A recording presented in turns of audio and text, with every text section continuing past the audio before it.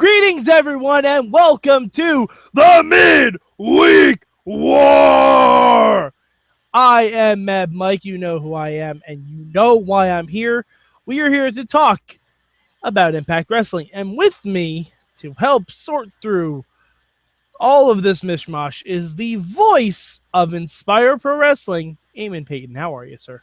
I am here. I watched this week's episode. You look like Andy Kaufman this week, sir. What else is new? That's the thing I did. I watched this show. All right. So, Eamon, you seem enthralled. What's your word this week for Impact? I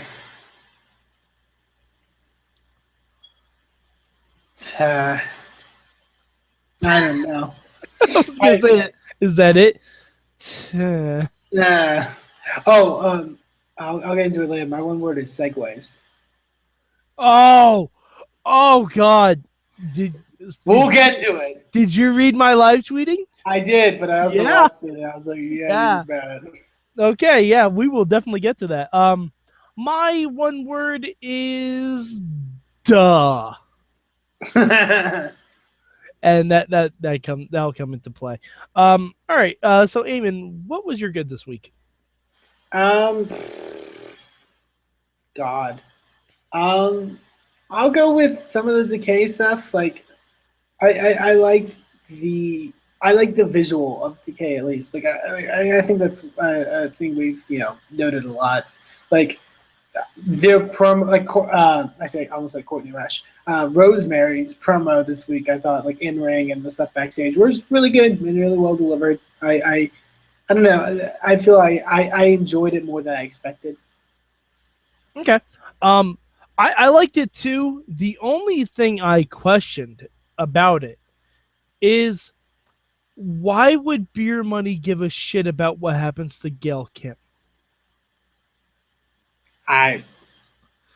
See, that's the thing that doesn't connect for me. Like, I like what they were doing. I like, trying to kidnap someone to get a title match. I'm like, okay, yeah, that's a cool concept, and that's what a group like Decay should be doing. But why does Beer Money give a shit about Gail Kim? Like, unless they mentioned that, oh, Gail Kim used to be in Team Canada with Bobby Roode, like, just do something. Now I just thought how much funnier it would be if they did this exact same stuff this week, but instead of Gail Kim, they did it with the Boozer Cruiser.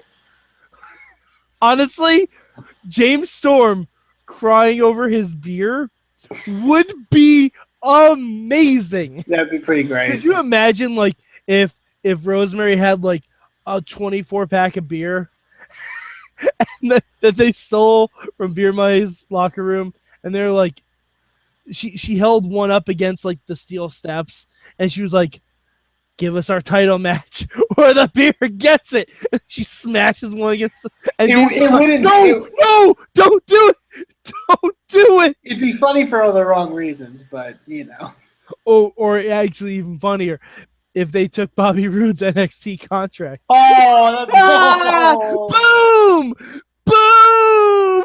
That'd be pretty great. That would be amazing. Like, just slight tears until they get in the title match. Oh God, so good. And Bobby's like, "Fuck it, I need to drop the belts anyways." And James is like, "Wait, you got one of those too?" Oh fuck! All right. Damn it! How do we write better stuff from TNA just without thinking about it? It happens. My good for this week, I'm gonna give it to the main event. While it was not a match I was looking forward to, it wasn't even a match I was looking forward to back in 2001 or 2009. But it was fun. Jeff. It was fun. They made good use of what they had, and that main event fit that spot for the end. That looked really good.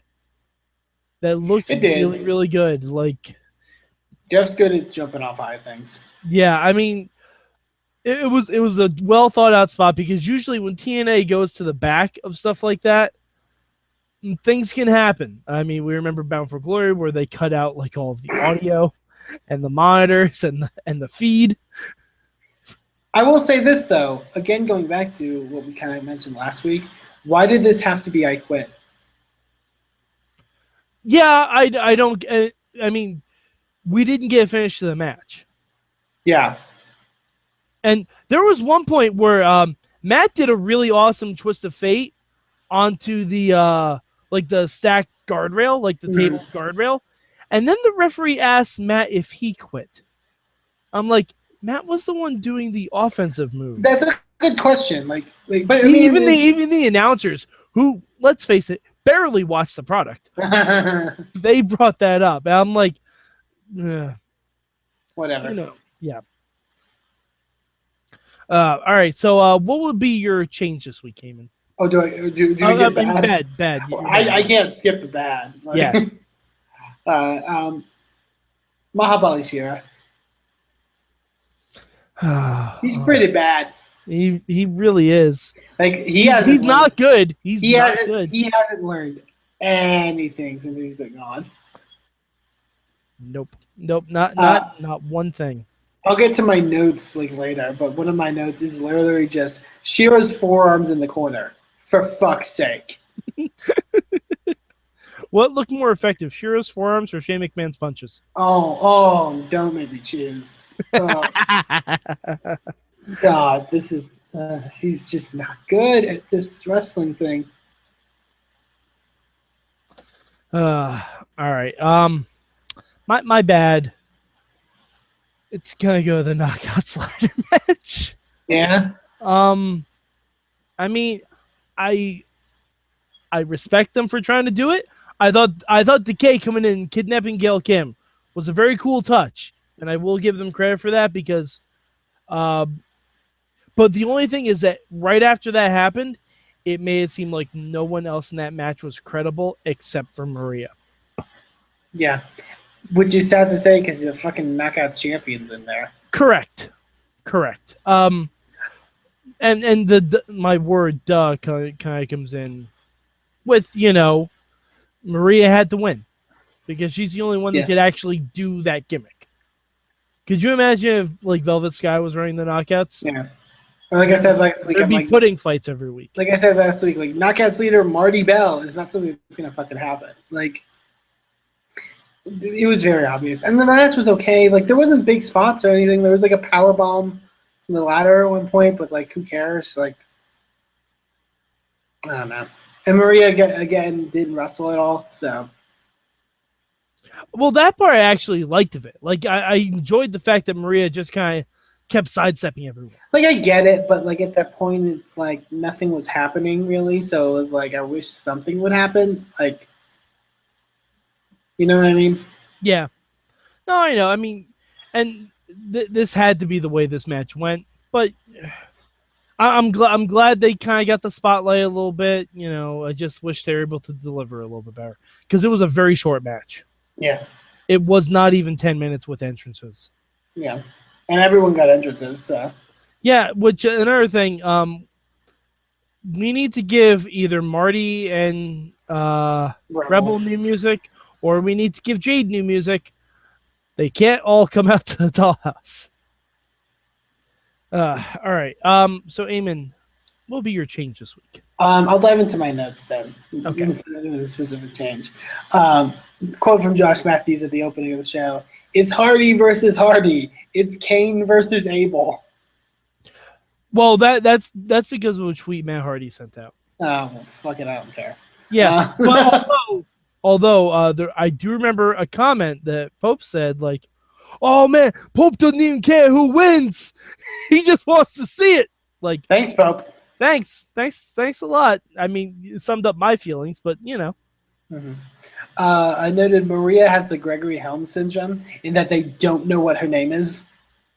Mm-hmm. Her nameplate says Maria. They announce her as Maria Kanellis Bennett, and then sometimes they just announce her as Maria Kanellis. It's all over the place. Pick one. I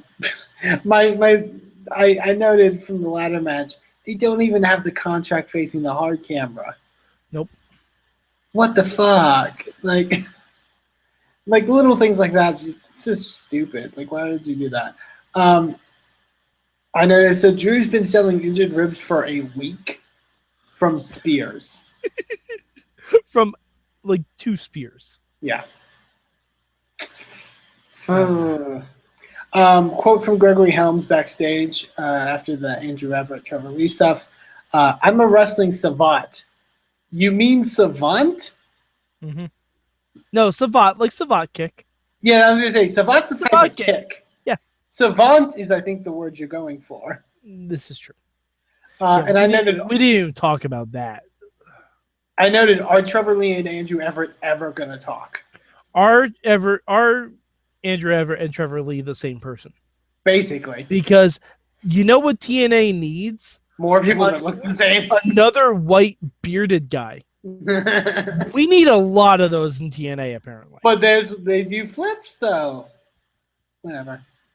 I noted Mike Bennett promo, for fuck's sake.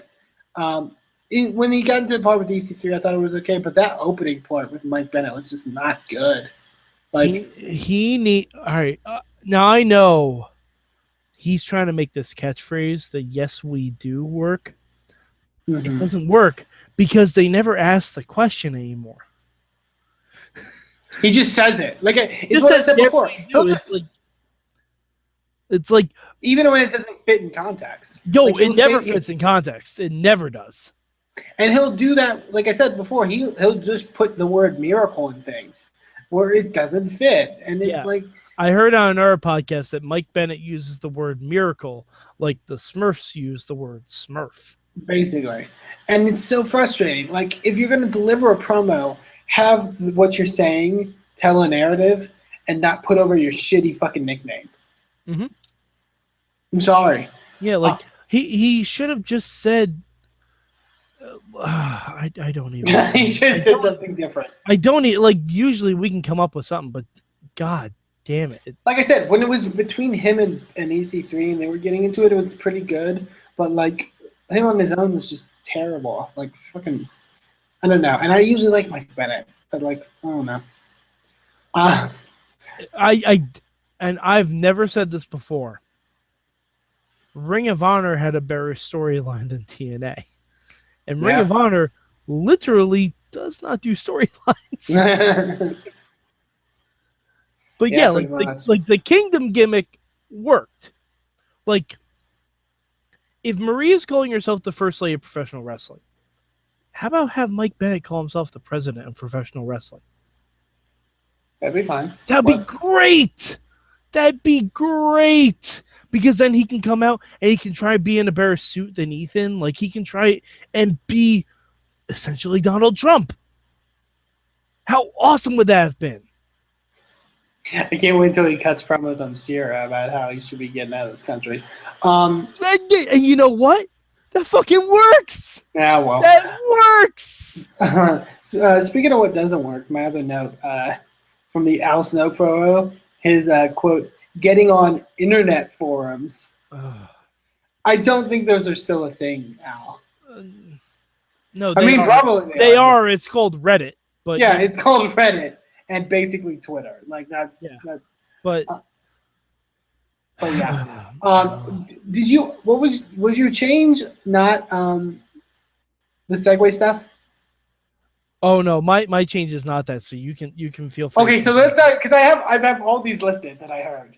Oh no! You made a list of his segues. I don't think there's a couple, but there's not like. Oh, there's a lot. Oh, I actually I only noted 2. Okay. So what we're talking about is Josh Matthews likes to say Schitt's Creek. Like a lot. Now, I'm not sure if he just likes saying it or if Pop TV makes him plug the show every 5 minutes. Yeah. Because that's the only other show on Pop. I get it if you're being told you need to plug this show that's on Pop. That's fine. And sometimes you do that. You'll be like, later tonight on, Schitt's Creek or whatever. Yeah. But the way he's doing it is so fucking weird. For example, in the Knockouts match, Pope said something about Jay diving out of the way of a kick. And he said, and Josh Matthews, literal quote from him. You want to dive out. Fuck. You want to dive away from kicks. Speaking of dives, this week on Schitt's Creek. It's the worst. It's the literal, like, he's not good at talking. He's not good at words. And then my personal favorite, when they're talking about the Shira Al Snow match, Shira didn't keep his eyes open. Keep your eyes open for season 2 of Schitt's Creek. Like, all right, do you listen to Jericho's podcast? I've listened to episodes. Okay. Jericho ham-fists the segues for his ads in the middle of his interviews. Yeah. And it's about as bad. It's about as bad. Like, Jericho's, you can tell that's actually edited in, but, oh, God, it's just fucking horrible. All right, my change. My change is we need to have the Hardys just stop. Just stop. Just stop. No, actually, that wasn't my change. My change is can we make it any more obvious that next week, quote unquote, sacrifice, no build, is the last night for Eric Young and Bobby Roode. Yeah. Well, like, we need to make that more obvious. Bobby Roode's, I think they didn't make as obvious. Eric Young's, they clearly did. Like, well, they're both in title matches. Well, no, I know, but if you didn't know that they were going, I mean, obviously Bobby Roode showed up on NXT. Yeah, I was gonna say Bobby Roode showed up on NXT Takeover Dallas. I think people know. But if you were somebody that only watched TNA and only vaguely kept up with WWE, like, you wouldn't necessarily know Bobby Roode's going. It's very clear Eric Young's going. By the way, if you are one of those poor lost souls who only watches TNA, Eamon, play some Sarah McLachlan. If you are one of those people who only watch TNA, we have alternatives for you. We can get you help. We can send grief counselors from Lucha Underground to your house, who will show you where the El Rey Network is, and you can be happy as a wrestling fan again. We believe in you because you should not believe in miracles. That was my PSA for this week. But you know what is a miracle? Season 2 of Schitt's Creek. Points! Oh, wow. All right. On that note, Eamon, where'd you rank Impact this week? Fucking hell. It's number 3 because I didn't watch the 4th show this week because there's no way to watch it. Yeah. Thanks, Ring of Honor. But TNA is the Yeah. Thanks, wrestling.com. Yeah. Well, and anywhere I can find it, but whatever. Main event was fine. There were parts of here that were fine, but it's fucking Impact. Yeah. Impact's number 3 for me as well. Just too many things I didn't like about it. And I liked the main event. I thought it was fine. It was probably Matt's best match since he's come back to TNA. I'll say that. But, yeah, I mean, anytime you end up with a big spot that looks good, I'm going to give them credit for that. But still, it wasn't enough to take down their shows this week. All right, so Eamon, where can the good people of the internet find you? You can find me on Twitter at Eamon2Please, and you can also check me out for the wrestling company I work for, Inspire Pro Wrestling, over at twitter.com/InspireProRes. And also check out the Splendor in the Smash event we have this coming Sunday in Austin, Texas. For more information on that, you can visit InspireProWrestling.com. All right, and you can find me at MadMike4883 on the Twitter machine. Also, go to our Facebook group, Wrestling Mayhem Show. Just look it up on Facebook, and we post a lot of fun stuff there. By the way, there's a spoiler for something that just happened tonight on the Wrestling Mayhem Show Facebook page. Oh boy, and we will talk about it in the next show right here on the Midweek War!